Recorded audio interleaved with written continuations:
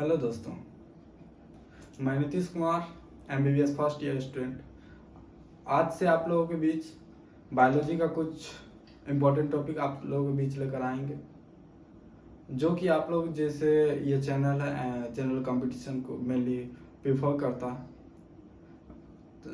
और इसके अलावा जनरल कंपटीशन जो आप तैयारी करेंगे उसमें तो आपको मदद करेगा ही करेगा, लेकिन इसके अलावा जो आप जैसे कोई भी स्टूडेंट तैयारी कर रहा है पैरामेडिकल्स, बीएससी नर्सिंग, मेडिकल का जो भी रिलेटेड है फील्ड, उसमें आपको बायोलॉजी तो सब में आता ही है, तो उसमें आपको मदद करेगा। तो आपको हम बायोलॉजी का फिजियोलॉजी का एक चैप्टर आप आज लेकर आए हैं, डाइजेशन एंड एब्जॉर्प्शन। तो चलिए देखते हैं डाइजेशन एंड एब्जॉर्प्शन के बारे में। तो सबसे पहले देखते हैं कि ये हमारा जो बेसिक रिक्वायरमेंट है डेली का, जो सुबह दोपहर शाम तीनों टाइम हम लोग खाना लेते हैं, फूड हमारा बेसिक रिक्वायरमेंट है, जो कि हमारे जितना भी बॉडी का जो फंक्शन है उसको एनर्जी प्रोवाइड करता है। एनर्जी तो एटीपी के फॉर्म में आता है, लेकिन वो हमारा फूड से ही आता है। मेनली जो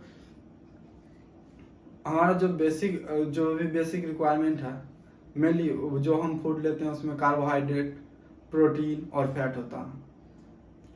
तो कार्बोहाइड्रेट, प्रोटीन और फैट, ये तीनों को डायरेक्ट तो जो भी हम लेते हैं वो फूड में हमारा आता है, तो उसको फूड को हम डायरेक्ट उसका यूज नहीं कर सकते हैं फूड का, तो उसके लिए पहले हम उसको डाइजेस्ट करना पड़ता। चलिए देखते हैं उस डाइजेशन का प्रोसेस। सबसे पहले हम एनाटॉमी देखेंगे, उसका कौन सा स्ट्रक्चर है, कौन सा स्ट्रक्चर कैसे पार्टिसिपेट कर रहा है आपको डाइजेशन में। डाइजेशन के बाद अगला पार्ट में हम आपको एब्जॉर्प्शन के बारे में लेकर के आएंगे। चलिए देखते हैं सबसे पहले क्या होता है।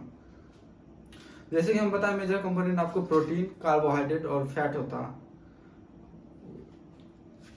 और जो भी प्रोटीन का खाना के साथ जैसे हम पानी भी पीते हैं, तो सबका एब्जॉर्प्शन हमारे डाइजेस्टिव ट्रैक्ट से ही होता है। तो सबसे पहले हम उसको देखेंगे। तो चलिए देखते हैं। सबसे पहले हम इसमें जो है सबका अलग अलग डाइजेशन, जैसे हम लोग मैमल का अलग है, और सभी जितने जानवर होते हैं सब लोग अलग डाइजेशन है। तो सबसे पहले हम ह्यूमन, मेनली जो भी कंपटीशन होता है तो उसमें ह्यूमन डाइजेशन का पूछा जाता है, हमारे से ही रिलेटेड होता है। तो सबसे पहले हम ह्यूमन डाइजेशन के बारे में हम आप लोग को बताएंगे। सबसे पहले डाइजेशन जो स्टार्ट होता है, जैसे हम कोई भी फूड लेते हैं, सबसे पहले उसको मुंह में लेते हैं, उसके बाद उसका च्यू करते हैं, तो उसमें डाइजेशन तभी से ही चालू हो जाता है। जैसे कि आप लोग को मालूम ही होगा कि जो भी हमारा खाना का कंपोनेंट है उसमें स्टार्च होता है, मतलब कार्बोहाइड्रेट, जो कि जिसका डाइजेशन हमारे मुंह से ही चालू हो जाता है। मुंह में जैसे ग्लैंड, मुंह में भी ग्लैंड है, जैसे सलाइवरी ग्लैंड, वो 3 पेयर होते हैं। तो उन्हीं का जो डाइजेस्टिव जूस होता है उससे डाइजेशन चालू हो जाता है। उसके बाद जैसे हम जाएंगे तो उसके बाद हमारा माउथ के बाद बक्कल कैविटी के बाद फिर इसोफेगस आएगा, इसोफेगस के बाद स्टोमक के बाद इंटेस्टाइन 2 पार्ट में है, लार्ज इंटेस्टाइन, स्मूथ इंटेस्टाइन। तो सबसे स्मॉल इंटेस्टाइन, लार्ज इंटेस्टाइन और स्मॉल इंटेस्टाइन। तो स्मॉल इंटेस्टाइन 3 पार्ट में होगा, सबसे पहले ड्यूडेनम, जजनम, इलियम, और उसके बाद लार्ज इंटेस्टाइन आ जाएगा। तो चलिए एक एक करके हम देखते हैं। सबसे पहले बक्कल कैविटी।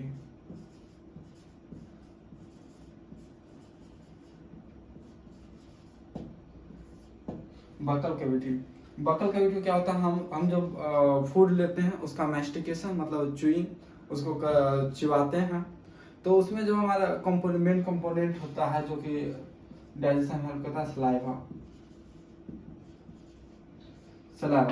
में सलाइवा जो कि सलेवरी ग्लैंड से आता है,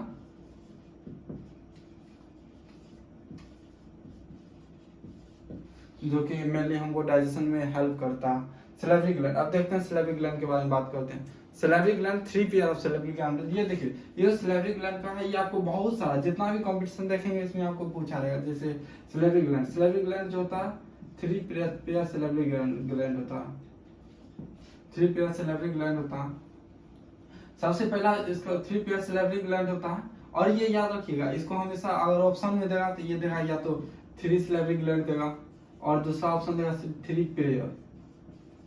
तो ये सिलेटरी ग्लैंड जो था 3 पेयर में होता। एक जैसे हमारा जो बॉडी का देखें तो एक लेफ्ट और एक राइट, लेफ्ट और राइट जो होता है, तो दोनों पेयर जो होगा, जैसे पैरोटिड ग्लैंड है, पैरोटिड ग्लैंड जो चीक के अंदर होता है वो जो एक लेफ्ट में होगा एक राइट में होगा। तो तीन को जो ग्लैंड होता है 3 ग्लैंड, उसमें देखेंगे सबसे पहला आ जाएगा पैरोटिड ग्लैंड।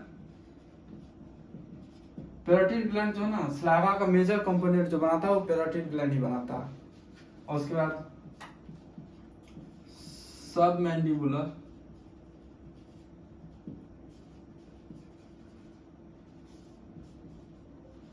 सबमैंडिबुलर ग्लैंड या फिर इसको सब मैक्सिलरी ग्लैंड भी कहते हैं। और तीसरा जो ग्लैंड आता है वो होता है सबलिंगुअल ग्लैंड।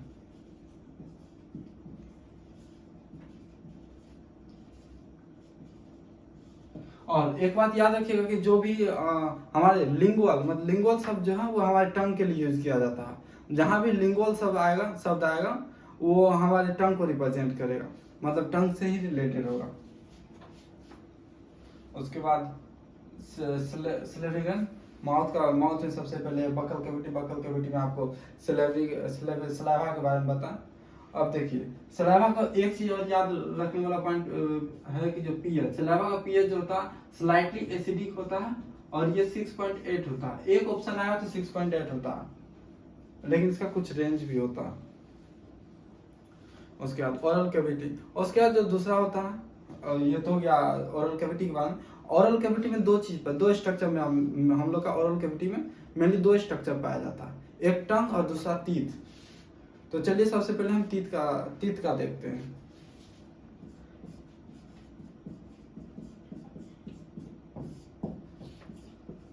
टीथ, हमारा जो टीथ है वो 4 टाइप का टीथ है।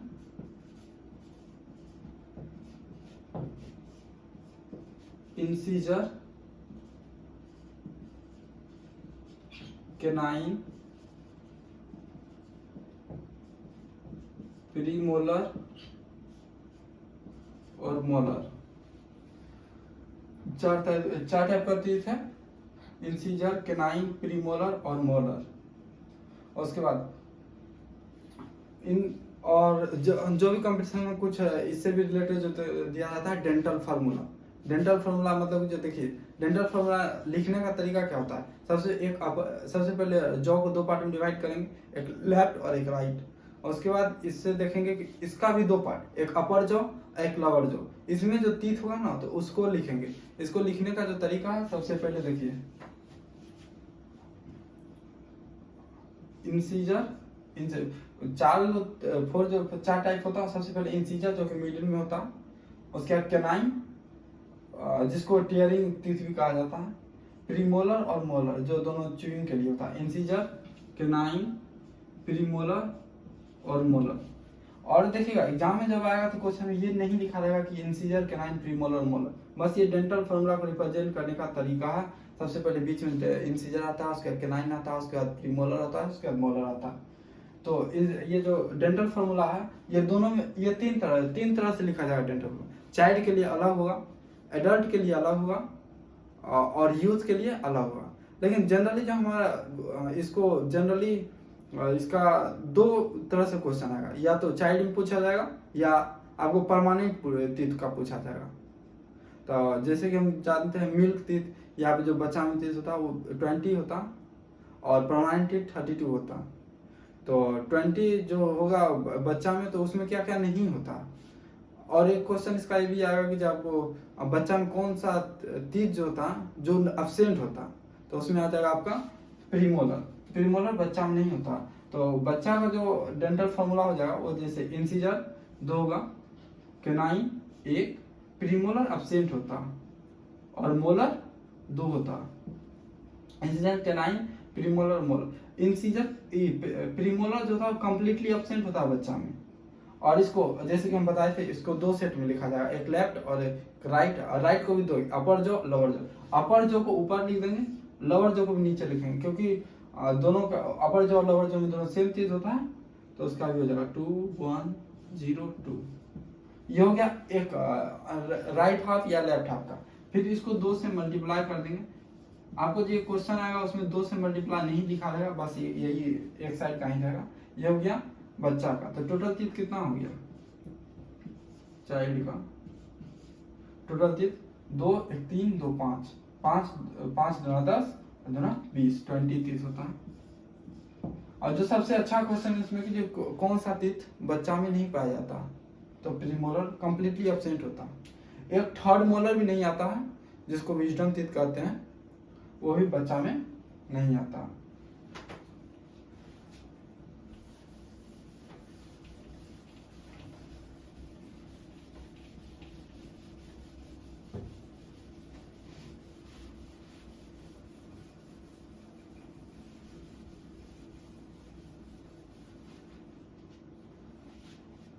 अब एडल्ट का देखते हैं।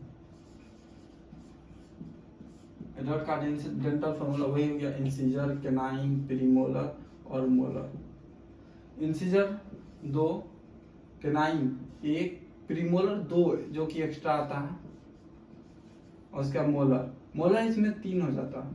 इसको एडल्ट या फिर परमानेंट टीथ का हो गया।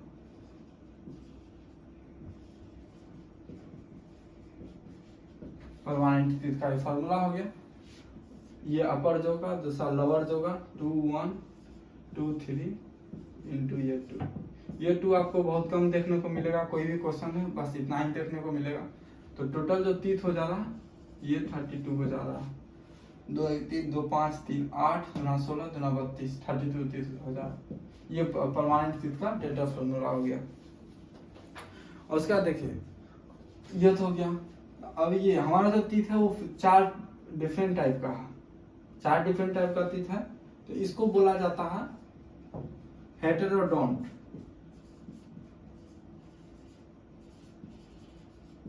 हेटेरोडोंट मतलब डिफरेंट तीत।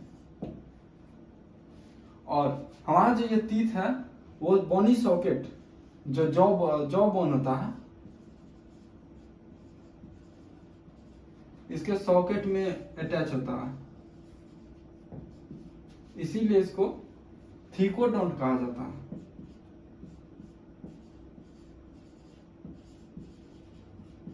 तो हमारा जो तीत हो गया वो कैसा हो गया? सबसे पहला हेटेरोडोंट, दूसरा थीकोडोंट, और ये हमारा जैसे आपको बताएं 2 तरह का होता है। एक मिल्क तीत होता है जो कि बच्चा में आता है, और दूसरा जो होता है परमानेंट तीत,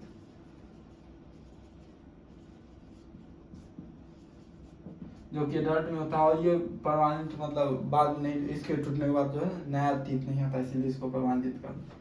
तो ये 2 तरह का मतलब 2 बार तीत है। हमारा जो दांत में जो तीत है, एक बार बचपन में जो तीत रहता है वो टूटने के बाद दोबारा तीत आता है जो कि परमानेंट तीत होता है। इसीलिए इसको कहा जाता है डायफायोडोंट।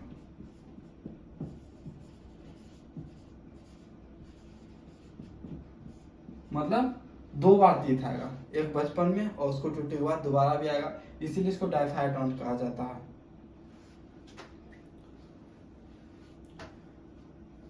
अब मुंह में जो मतलब हमारे माउथ में बकल कैविटी में 2 स्ट्रक्चर था, एक टीथ था, टीथ का बात हो गया।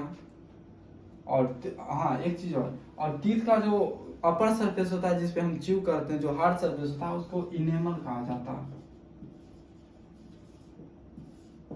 ये भी पूछा जाता है क्वेश्चन में। तो उसके बाद अब हम इसका देखिए, जैसे अब टीथ का हो गया, तो अब दूसरा स्ट्रक्चर जो होता है टंग। अब टंग के बारे में हम देखते हैं।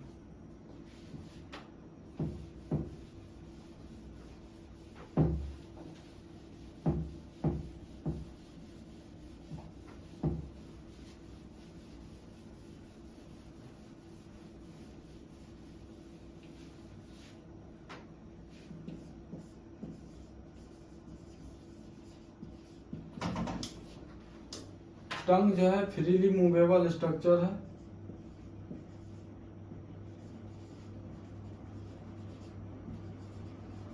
फ्रीली मूवेबल मस्कुलर स्ट्रक्चर है, जिसके मस्कुलर होता है, इसमें कोई भी तीत नहीं होता।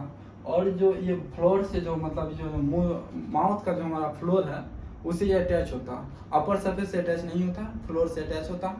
फ्लोर से जब ये अटैच होता तो उसका ये जो पतला वाला मेम्ब्रेनस स्ट्रक्चर होता उसको कहा जाता है फ्रेन्युलम लिंगुआ।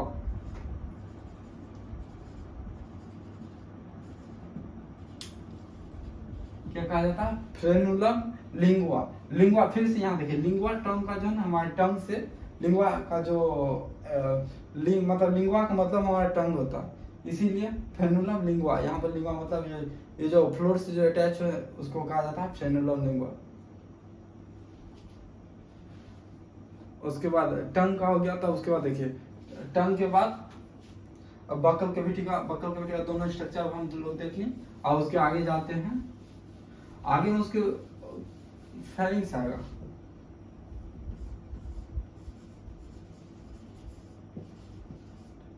फेरिंग्स बकल कैविटी जो होता है, बकल कैविटी फेरिंग्स में ओपन होता है।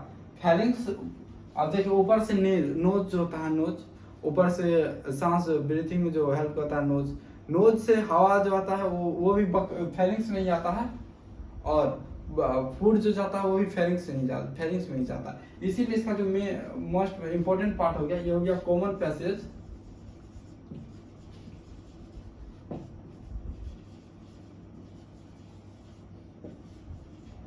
फूड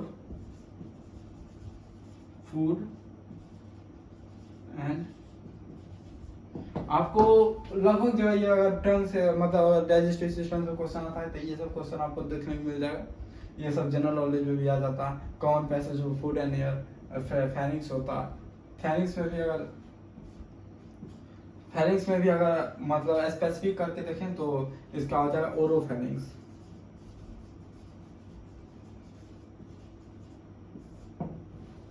कॉमन पैसेज, लेकिन मेनली आप लोग याद रखना कि फेरिंग्स होता है common passage for food and air. अब फेरिंग्स में जब यहाँ जाते हैं दोनों के लिए अलग अलग रास्ता है। ऊपर से कॉमन पैसेज होगा, जैसे ऊपर से एयर आएगा, नीचे से फूड जाएगा, दोनों तो एक साथ ही होता है। तो अभी दोनों को आगे हमारा ट्रेकिया है। ट्रेकिया से एयर का पैसेज होता है लंग्स तक, और उसके पीछे जो होता है इसोफेगस, जो कि हमारा स्टोमक तक लेकर के जाता है फूड को। तो दोनों जो होता है, जैसे हम सांस जब भी हम सांस लेते हैं तो ट्रेकिया से जाता है, खाना खाते हैं तो हमारा इसोफेगस से जाता है। तब ट्रेकिया का जो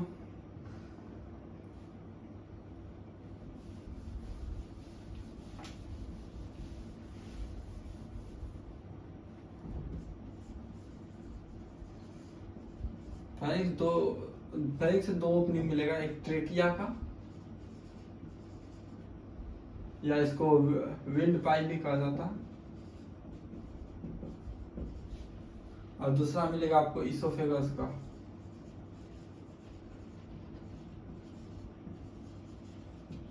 ट्रेकिया, इसकी ओपनिंग को ग्लोटिस कहा जाता है।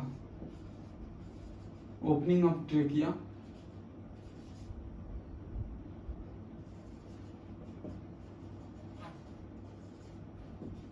इसको ग्लोटिस कहा जाता है। और ग्लोटिस के ऊपर जो ग्लोटिस है, ग्लोटिस मतलब ट्रेकिया का विंड पाइप का भी ओपनिंग है, इसोफेगस का भी ओपनिंग है। तो जो हम खाना खाते हैं, सैलिवरी ग्लैंड के बाद सैलिवरी ग्लैंड जब खाना मिलता है तो उसको बोलस कहते हैं। जब बोलस हमारे जब हम घोटते हैं खाना को तो वो ट्रेकिया में भी जा सकता है, इसोफेगस में भी जा सकता है। तो ट्रेकिया में जाने से प्रिवेंट करने के लिए एक फ्लैप लाइक स्ट्रक्चर होता है जिसको एपिग्लोटिस कहा जाता है।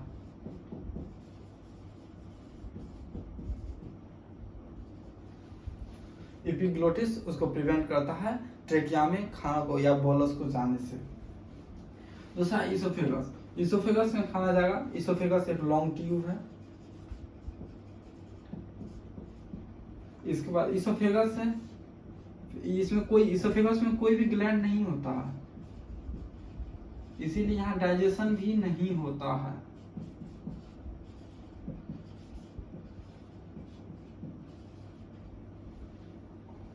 और उसके बाद इसोफेगस से हमारा खाना स्टोमक तक जाता है। स्टोमक, और उसके बाद इसोफेगस और स्टोमक, इसोफेगस और स्टोमक में जाते वक्त जैसे इसोफेगस पोस्टीरियर सरफेस से जाएगा। सबसे पहले थॉरैक्स, थॉरैक्स के बाद डायफ्राम होता है, डायफ्राम को पियर्स करते हुए स्टोमक में जाएगा। स्टोमक में खुलता है तो वहां पे एक स्पिंक्टर लगा होता है, जो कि एक बार खाना चला गया स्टोमक में तो उसको बाहर नहीं आने देता, उसको कहा जाता है, ये दोनों का नाम से, जैसे स्टोमक को, इसको गैस्ट्रो भी कहा जाता है ना, तो इसीलिए इसका जो स्पिंक्टर का नाम होता है, जो कि प्रिवेंट करता है फूड को ऊपर आने से, गैस्ट्रोइसोफेजियल स्पिंक्टर।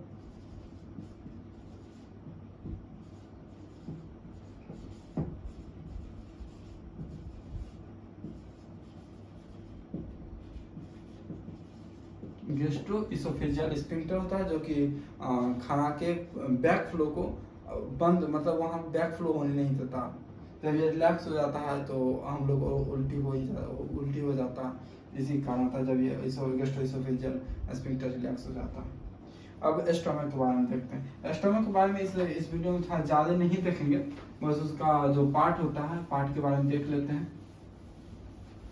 बाकी आपको अगले जो वीडियो होगा, इस वीडियो को शॉर्ट रखा जा रहा है ताकि आप लोग को मतलब एक बार में ओवर कंटेंट, बहुत ज़्यादा कंटेंट नहीं हो। तो stomach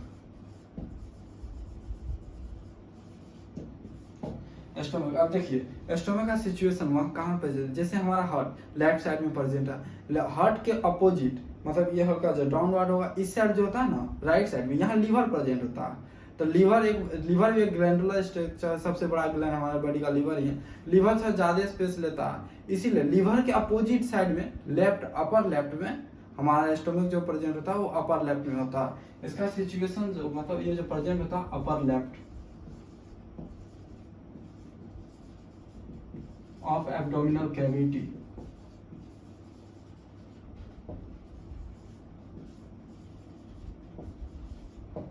upper left of the abdominal cavity में स्टोमक प्रेजेंट होता है। स्टोमक का जो देखिए स्ट्रक्चर आप लोग बनाने की कोशिश कर रहे हैं। अब स्टोमक का भी कुछ पार्ट होता है स्टोमक, जैसे स्टोमक ये हो गया इसोफेगस, गैस्ट्रोइसोफेजियल स्फिंक्टर यहाँ होता है जो कि फ्लो बैक को रोकता है। और स्टोमक का पार्ट देखते हैं। सबसे पहले ये जो है ये यहाँ पे इस साइड हार्ट प्रेजेंट है, इसीलिए इसको कार्डियक कहा जाता है। हार्ट के अराउंड ये आता है इसीलिए इसको कार्डियक, इसको फंडस बॉडी, और ये जो लास्ट पार्ट है जहां से हम लार्ज इंटेस्टाइन में, ये स्मॉल इंटेस्टाइन में जाएंगे, ड्यूटनम में जो जाएंगे यहाँ इसको कहेंगे पाइलोरिक। और जैसे कि ये हमारा डाइजेशन होता है, यहाँ से जब बोलस चलाएगा इसमें यहाँ पे डाइजेशन होगा। यहाँ पर बहुत कुछ का डाइजेशन, मेनली प्रोटीन का डाइजेशन होता है। तो डाइजेशन इसके नेक्स्ट वीडियो में देखेंगे इसका। हाँ एक चीज आप याद रखिए, इसका पीएच अराउंड 1.8 होता है, मतलब बहुत ही एसिडिक होता है। 1.8 होता है। ये क्यों होता है? तो HCl के कारण होता है। HCl कहाँ से सीक्रेट होता है, कैसे बनता है, ये सब आपको अगले लेक्चर में बताएंगे। ठीक है, तब आज के लिए इतना ही। आप लोग इसको जितना भी वीडियो है, जो भी आपका दोस्त पैरामेडिकल जनरल कंपटीशन में भी है, तो बायोलॉजी से जो भी रिलेटेड होगा तो वीडियो कंटेंट आप लोग के लिए हम लेकर आएंगे। मेनली अभी एग्जाम पैरामेडिकल का होने वाला है, BSc नर्सिंग या फिर BCC का एग्जाम के लिए बहुत ज़्यादा हेल्पफुल है। आप अपने दोस्त को भी शेयर कीजिए ताकि वो लोग को भी पढ़ाई में हेल्प मिले कुछ। धन्यवाद।